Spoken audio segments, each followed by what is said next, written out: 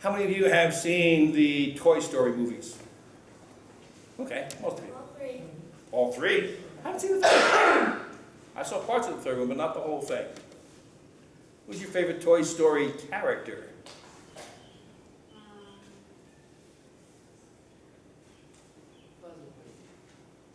Are you a Buzz Lightyear fan, or are you more of a Woody guy?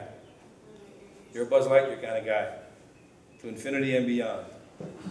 Okay, what about some of the rest of you? How many Woody fans do we have in the congregation? A bunch of Woodies. Okay? Yeah, Tom Hanks does a wonderful job on that. Any other Buzz Lightyear fans? Okay, a couple of those. How about Mr. Potato Head? That was mine. Okay? You know, I love the actor who does his voice, but I love the Mr. Potato Head character because as a child, I had a Mr. Potato Head. Although, back in the day, when I had a Mr. Potato Head, we didn't have a piece of plastic. We had a potato. And you stuck the eyes and ears and mouth and nose and all that into the potato itself. So that after about 10 minutes of playing, you now had a mashed potato. Because you had stuck so many holes in it that nothing would stick in anymore. Let's take a look at the Tater family.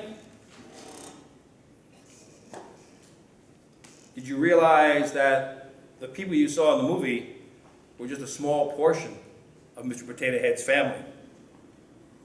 I mean, he did have a father, a rather cruel man, whose name was Tator. His mother was a gentle, loving soul.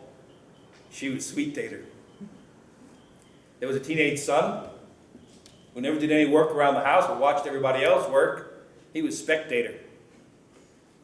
There was another daughter, high school student, who just felt the need to dress and act the same way all her classmates did. Her name was Tator. There was another boy, always causing trouble. His name was Agi Tator. And two kids in the nursery. You can guess what they're called.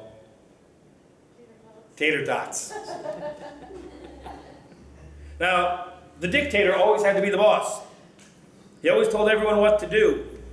And in church, he wanted to be president of the church council, or at least be involved in the personnel committee so he could be influential in the hiring of the next pastor. And if he couldn't be the boss, he wouldn't come to church at all. Dictator loved telling people what to do, and he hated being told what to do. Now, Sweet Tator always had something nice to say about everybody else. She never insisted on her own way, although sometimes the actions of her husband, Dictator, would hurt her feelings and bother her.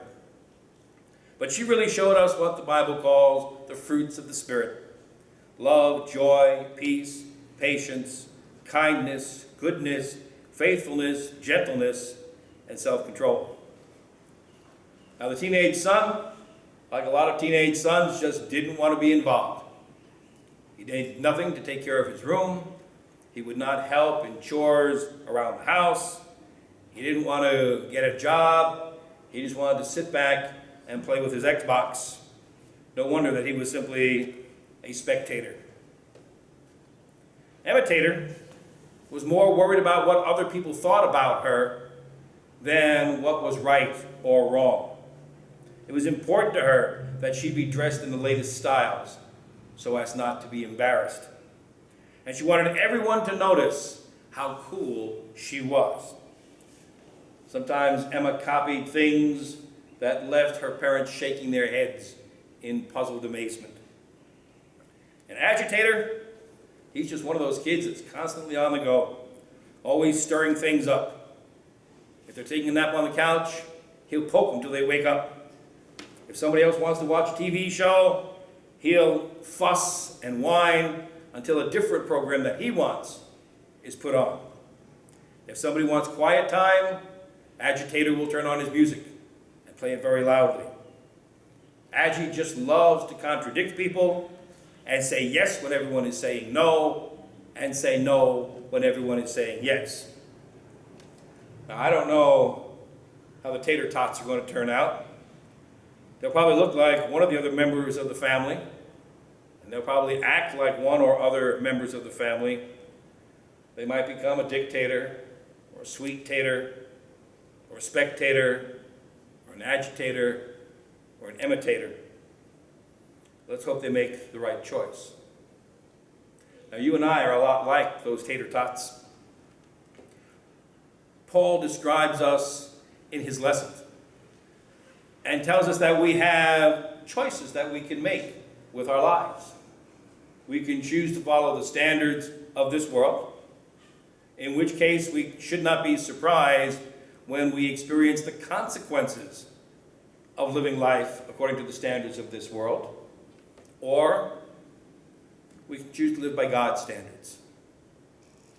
You know that one of my heroes is the former Yankee baseball player Mickey Mantle.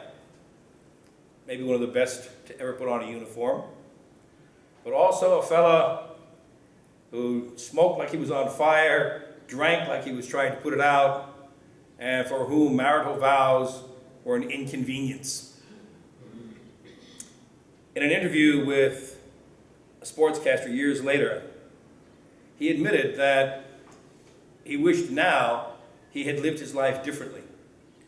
But you see, his dad died young, his grandpa died young, his uncle died young, and figuring he wasn't long for this earth, he wanted to pack as much carousing into his years on this planet as he could.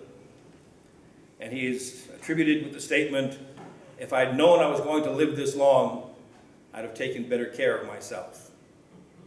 As a result, he lived into his later years with a body that was broken down, not just through illness or disease, but a result of having wasted his early life. So it is for us. We make our choices. We can choose to live the way we want to live, or we can choose to live the way God wants us to live. Let's join in singing our next hymn, number 104.